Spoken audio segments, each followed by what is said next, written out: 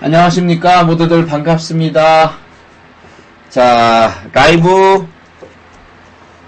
방송과 함께 유튜브 14번째 시간이 되겠습니다. 8월 5일 화요일 3시 40분에 진행을 합니다. 자, 오늘은 타점 매수 4번째 시간입니다. 4번째 시간. 제가 이렇게 타점 매수에 대한 내용들을 얘기하면서 바로 전에 지난주에 얘기했었던 종목들까지 같이 분석을 해드리면서 진행을 하니까 그 점 참고를 해주시면 되겠고요. 행복한 투자를 리딩하는 김영구 대표, 오늘 방송 14번째 시간 시작을 하도록 하겠습니다. 자, 본 방송에서 제공하는 패턴 공략은요, 고급방에서 실전 투자 중인 종목들로만 설명을 드리고 있어요. 어디서 딴 데서 가져와서 그냥 샘플로만 이렇게 하는 게 아니라 실제로 실전 투자를 하면서 매매하는 종목들에 대해서 여러분들에게 공개를 해드리는 것이니까 참고해 주시기 바랍니다. 자, 일단 지금 이 하의 설명은요, 지난 7월 29일 날 방송분 먼저 점검을 하고 여러분들에게 또 설명드리도록 합니다. 자, 신의 한수 타점 매수 실전 투자 샘플 종목 해갖고 3번째 시간으로 지난주에 한번 여러분들에게 전해드렸죠. 자, 첫 번째 종목이 뭐였어요? 하나엔진이었습니다. 하나엔진. 자, 여기서 이제 이런 것들이 잘 되느냐 안 되느냐는 흐름을 보면 알 수 있겠죠. 자, 한번 볼게요. 그 안에 무슨 일이 있었어요? 8월 1일 날 증시가 폭락하는 일이 한번 있었죠. 예. 양도세 문제라든가 이런 거. 이런 내용들 때문에 다시 한번 또 봐야 되는 상황들이 될 것 같아서 여러분들에게 말씀드립니다. 자, 7월 29일 날 분명히 이렇게 만들어서 이게 하프라인 공략을 하면 될 것이다 라고 얘기를 했고, 가격 맞춤선은 34,300원이라고 말씀을 드렸습니다. 확실하게. 자, 34,300원 선이 이 종목의 하프라인 자리고 이 자리 사이까지 매수가 맞다 라고 전해드린 건데, 이 이후에 어떻게 변했을까요? 이 이후에 이거 봐라. 여기까지가 마디의 패턴이었잖아. 34,300원. 근데 왜 그 뒤에 바로 안 가고 이렇게 됐지? 물론 여기에서도 잠깐 수익은 나왔어요, 아침에. 근데 이런 내용을 얘기하는 게 아니고, 잘 보세요. 8월 1일 날 무슨 일이 있었죠? 증시가 폭락을 했죠. 근데 이 종목은 어떻게 했어요? 여기를 보세요. 34,300원의 가격 맞춤선 마디 하프 자리, 이거를 어떻게 했어요? 네, 하프 자리를 종가상으로 지켰어요. 그죠? 종가상으로 지킨 게 눈에 보입니까, 이거? 밑꼬리 달다가도 쭉 끌어올려서 35,000원에 딱 갖다 놓은 게 눈에 보입니다. 며칠, 우리가 공략한 건 이걸 보고 내일 공략하자 했던 건데, 7월 29일까지 분석을 해놓은 거니까 그 시간 이후 언제든지 매매가 됐을 거고, 그 시간 이후 매매를 했는데 이 라인이 들어오긴 들어왔고요. 그 다음에 종가상으로 마무리를 짓더니 다음날 살짝 상승, 이날은 8월 5일 날은 급등 양상이 나오는 바람에 수익이 빠방 하고 올라갔습니다. 34,300원의 가격대인데 결국 33,500원이 됐든 얼마가 됐든 38,000원까지 올라가 버린 케이스가 되겠습니다. 39,000원까지도 올라갔죠. 그러면 단숨에 10%가 넘는 급등 양상이 나왔다는 얘기죠. 잘 맞아떨어진 마디 하프와 가격 맞춤이 되겠죠. 자, 그럼 그 다음이 이제 일진전기였는데요. 일진전기. 자, 일진전기는 어떻게 됐는가? 일진전기는 요렇게 됐죠. 자, 이날 여러분들에게 설명할 때 마디 하프가 42,500원이다 라고 얘기를 해드렸어요. 42,500원이다 마디 하프. 그런데 어떻게 됐어요? 여기서 영향이 있었죠. 8월 1일 날 지수 폭락이 있으면서 잠깐 영향이 있었죠. 하프라인을 깨고 내려온 거예요. 그죠? 물론 이상현상이었으니까. 그런데다가 아까 말씀드린 하나엔진은 특별한 종목이니까 더 떨어지지 않고 양호한 모습을 보이다가 바로 올라가 버렸지만, 얘는 이것이 꺾이는 모습이 나타났어요. 자, 공략 후에 이탈을 하면 이걸 어떻게 할 거냐 이거지. 매도를 할 거냐 아니면 더 매수를 할 거냐, 이런 것들을 이제 여러분들이 구분하기가 되게 힘들 거예요. 맞죠? 자, 여기까지 매수를 했어. 그래, 42,500원짜리라서 했는데 잠깐 벗어났다가 올라왔어요. 그러면 이 날짜에 이 날짜의 종가가 얼마냐면 41,450원이에요. 41,450원. 종가상으로 볼 때 그렇게 크게 문제시되지는 않았던 상황이에요. 왜냐면 지수 폭락 3% 이상, 3.8%, 코스닥이 마이너스 4%까지 떨어지는 상황이었기 때문에 이 정도면 얘는 양호한 수준의 모습을 보인 겁니다. 그렇다면 좀 견딜 수 있는 그 부분들이 됐었고, 그것으로 인해서 올라오는 흐름들에 오늘 종가가 42,400원에 끝났으니까 큰 문제는 없었던 상황입니다. 만약에 내가 이거를 마디 패턴으로 공략을 했는데 이런 상황이 생겼을 때는 실질적으로 마이너스 4% 이내에서는 뭐를 해야 돼요? 손절을 해야 되는 게 맞습니다. 손절을 해야 되는 게. 만약 그때 그 장이 그래서 내가 손절을 안 했다. 그렇다면 이거는 기다려보면서 본전 이상권 올라올 때 수익 매도를 할 수 있는 플러스 5% 이상권에서 수익 매도를 할 수 있는 개념이 되겠죠. 자, 이건 이상현상이 생겼기 때문에 나타난 현상입니다. 만약 이상현상이 생기지 않았다면 바로 움직일 수 있는, 이런 모습이 바로 움직일 수 있는 상황이 됐겠죠. 그런 점들 참고를 해주시면 돼요. 다시 한번요. 만약에 마디 패턴을 내가 공략을 했잖아. 공략을 했는데 장세 상황이 안 좋아서 확 떨어져 버렸어. 이런 경우 어떻게 할 거냐? 바로 마이너스 4%의 손절 전략을 할 거냐? 아니면 조금 더 기다렸다가 흐름을 본 다음에 결정을 할 거냐? 이걸 여러분들에게 한번 꼭 가르쳐 드리고 싶었어요. 마디 패턴을 하다가 사실 플러스 5% 이상의 수익을 보기 위해서 매매를 하는 건데 장이 잘못되거나 지수가 크게 충격을 먹었을 때는 일단 팔고 나왔다가 다시 기회를 갖다 보는 전략도 나쁘지는 않거든요. 이런 전략이. 마이너스 손절하고 다시 기회를 보는 것도 나쁘지는 않다라는 개념으로 말씀을 드렸습니다. 다음, 타점 매수해서 삼성전자를 한번 보겠습니다. 삼성전자요. 삼성전자는 지난번에 제가 여러분들에게 말씀을 드릴 때 이렇게 됐기 때문에 얘는 여기 마디 패턴을 이렇게 보였으니까 7월 28일 날 이런 양봉에 이런 모습을 보였으니까 여러분들도 매수 관점으로 진행할 수 있다. 외국인들도 매수 잘했고, 그러면 이 종목이 올라간다면 여기까지는 올라갈 수 있을 것이다 라고 제가 선을 그어드렸어요. 기억나시죠 여러분들? 75,000원까지는 올라갈 수 있을 것이다. 근데 얘가 얼마까지 올라갔어요? 기묘하게 올라간 자리가, 삼성전자가 기묘하게 올라간 자리가 어디까지 올라갔냐면 74,000, 장중에 74,400원인가 올라갔었어요. 74,800원인가 들어갔을 거예요 아마. 그러니까 어쨌든 간에 우리가 이 날짜에 본 거잖아요. 그 매매해갖고 수익을 봤어요. 수익 보고 매도도 했어요. 75,000원 자리 가면서. 근데 이날은 8월 1일 날 이상현상이 생긴 날이죠. 그래서 제가 그거 보고 이날 다시 8월 4일 날 매수 전략까지도 여러분들에게 공유를 했어요. 우리 고급방은 매수합니다 라고 해서 매수를 했다 라고 알려드렸고, 거기서 또 수익 매도도 오늘 71,500원까지 수익 매도도 진행을 했어요. 일부. 다 끝난 게 아니고 일부만 진행을 했어요. 참고하셨죠? 그러니까 지금 우리가 열심히 배우는 것이 뭐예요? 타점 매수잖아요. 타점 매수인데 이상현상이 생겼을 때 타점 매수하고 나서 바로 수익 매도를 하면 되는데, 수익 매도 못했을 때 어떻게 할 거냐? 바로 일진전기처럼 이렇게 끌고 가는 개념들이 생기면 어떻게 할 거냐 하는 거지. 이런 식으로 끌고 가는 일진전기란다. 여기처럼 하나엔진처럼 끌고 가면 어떻게 할 거냐 이거지. 시장은 폭락을 했지만 일단 이렇게 끌고 가면 어떻게 할 거냐 이거지. 이런 거는 견딜 수 있는 거죠. 왜?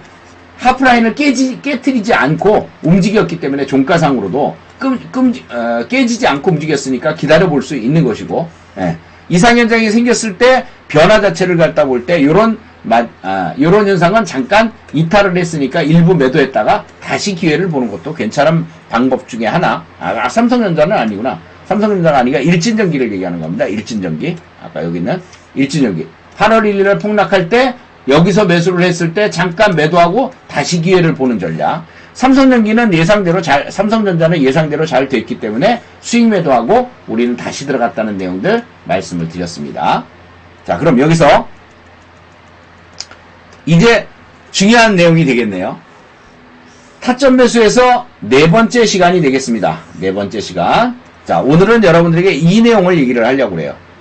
2차전지 재료 OBBA, 흔히들 오빠라고도 표현을 하는데, OBBA. 하나의 크고 아름다운 법안이라는 내용을 갖다가 얘기를 하고 있고, 트럼프 감세법을 얘기하고 있죠. 제2기 트럼프 행정부의 핵심 국정과제를 망라한 초대형 입법 패키지라고 볼 수 있는 OBBA. 다양한 경로로 글로벌 시장에 영향을 줄 전망인데요. 자, 그러면 이 OBBA에 대해서 에코프로나 포스코피치엠 규제 샌드위치 속에서 공급망 재편이 기대된다. 즉 EU의 그 CBAM, 미국의 OBBBA 본격화에 대응하는 그런 전략으로서 탈중국 현지 생산 체계 구축 속도. 이게 무슨 얘기냐면요. 이 OBBA를 갖다가 진행하면요. 중국 쪽에서 들어오는 쪽을 다 탈중국이라고 그러죠. 중국 쪽에서 들어오는 제품, 관세, 플러스 알파, 관세만 매기는 게 아니라 플러스 알파도 있어요. 그 다음에, 야, 미국에서 만들더라도 중국산을 몇 프로 이상 섞어서 쓴다든가, 중국의 소재를 쓴다든가 하면은 아웃. 이거는 관세. 뭐 이런 법입니다. 쉽게 얘기해서 이게. 그러니까, 이 국내에서 미국 시장 내에서 만드는 것도 중국산 갖고 쓰지 말라는 얘기야. 그게 OBBA예요. 중국을 철저히 통제하겠다는 얘기지. 여러분들 이 속에 뭐가 있는지 알죠? 왜 그러는지 알죠? 예를 들어서 예를 들어 국방부라고 치자 이거야. 국방부 또는 미국의 펜타곤. 그 다음에 여기 한 기업이 있어. 엄청나게 큰 기업이 있어. AI 기업. AI 센터를 만드는 기업이 하나 있어. 이 기업에서 ESS 저장 장치를 갖다 썼어. 예를 들어서 ESS 저장 장치를 썼어. 펜타곤에서도 마찬가지로 ESS 저장 장치를 썼어. 근데 여기에 중국산이 납품되어 있네. 중국산이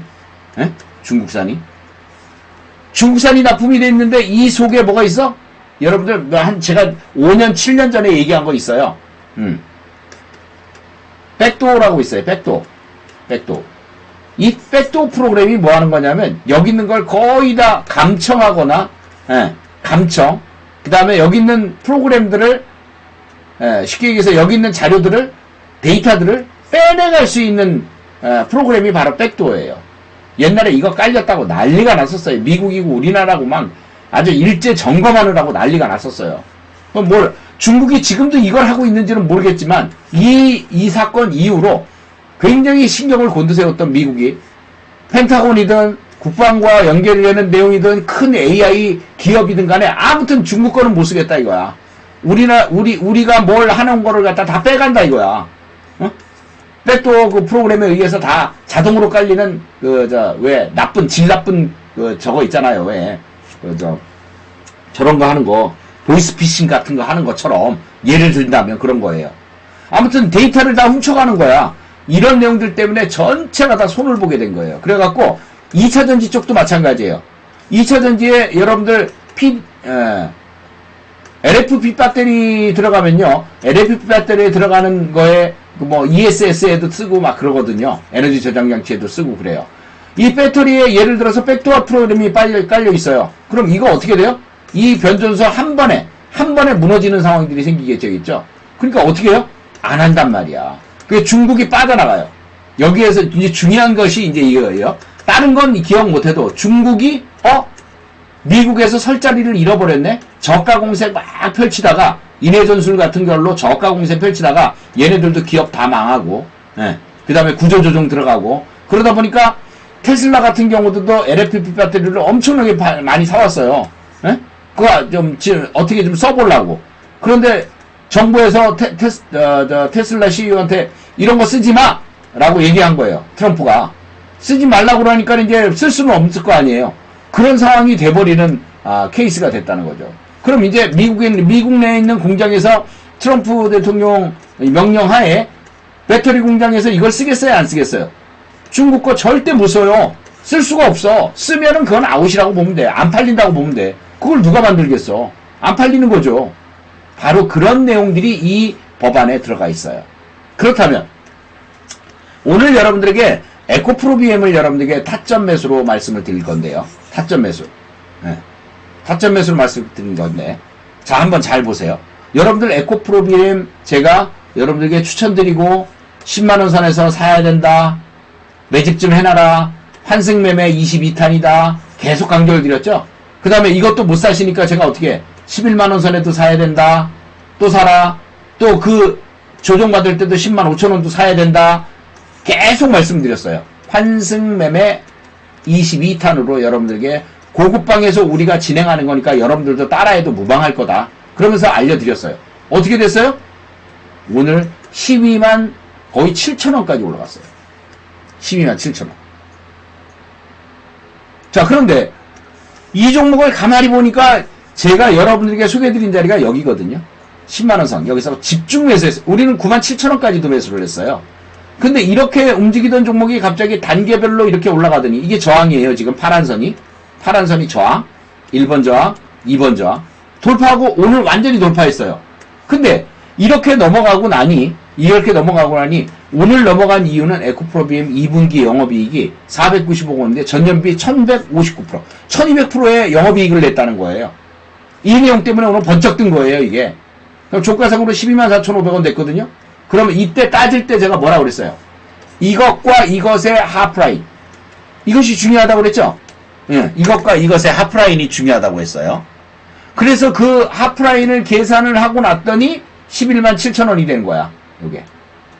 12만원이 아니고 하프라인이니까 여기죠, 여기. 여기에 여기. 요게 11만 7천원이 되는 거야, 요게. 에코프로비엠의 하프라인이 11만 7천원이야. 그러면 야, 여러분들이 얘기하는 거야.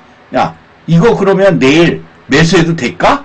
라는 내용이야. 지금 왜 얘기하는 거예요? 이 얘기를. 왜 얘기하는 거예요? 실적도 실적이고 실적 때문에 급등을 했지만 내일은 에코프로비엠의 뭐 하는 날이다? 하프라인이 꼬리 잡기를 하는 날이다. 쉽게 얘기해서. 하프라인 꼬리 잡기를 하는 날이다. 그 하프라인은 11만 7천원이다. 11만 7천원이다. 그 얘기예요. 그러니까 여기서 매매를 해갖고 지금 수익을 보는 분들도 있고 오늘 일부 3분의 1 매도한 분들도 있을 거예요. 환승물량. 또 일부 매도한 분들 자율적으로 한 분들도 있을 텐데 12만 5천원 선 플러스 마이너스 건에서 주로 매도를 했어요. 내일은 만약에 윗꼬리가 조금 달렸으니까 내일 꼬리가 나온다면 이건 매수 관점으로 볼 수 있다는 거죠. 어디까지? 11만 7천원 사이까지. 아시겠죠? 다음. 그래서 내일의 매수 타점은요. OBBA에 대한 얘기를 했고요. 내일의 매수 타점은 에코프로비엠을 어디까지 사는 거다? 11만 7천원 사이까지. 다 안 들어올 수도 있어요. 11만 7천원이 안 올 수도 있다고. 그 사이에서 여러분들이 매수 관점으로 보는 것이다. 라고 볼 수 있겠고요. 타점 매수로 두 번째로는 포스코 퓨처엠. 2차 전지인 포스코 퓨처엠. 자, 이 포스코 퓨처엠은 여러분들 뭐 하는 주식이에요? 뭐 하는 주식이야? 양극재. 아까 에코프로비엠은 양극재잖아. 이 타점 매수하는 포스코 퓨처엠은 양극재에 또 뭐예요? 음극재.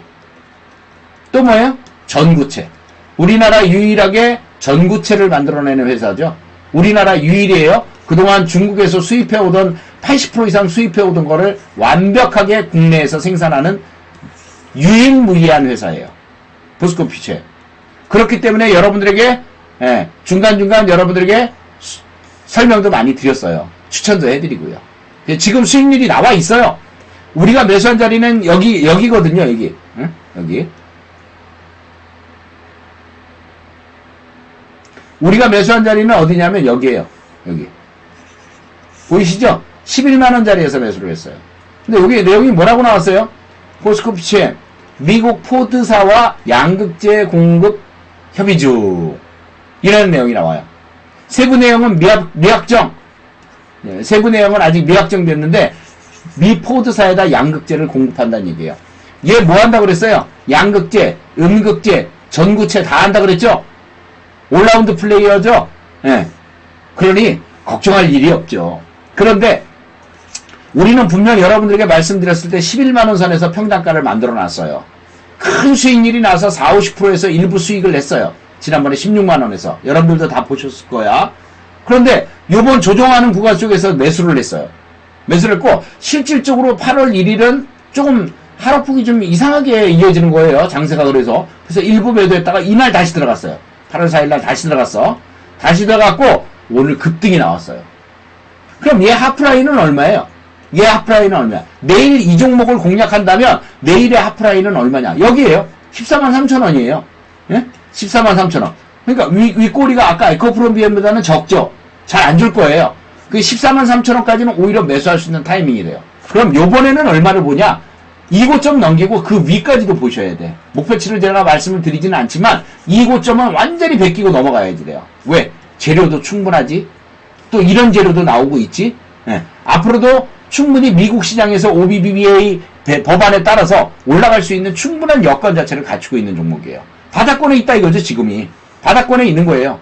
그 다음에 여기 있는 이 에코프로 BM도 바닥권이에요, 아직. 이제 시작하는 거야, 이제 시작하는 거.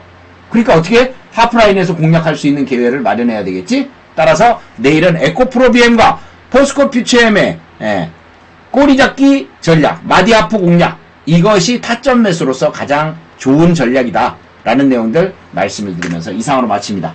감사합니다, 여러분들. 다음 주 화요일날 또 뵙도록 하겠습니다. 방송 마치겠습니다. 감사합니다.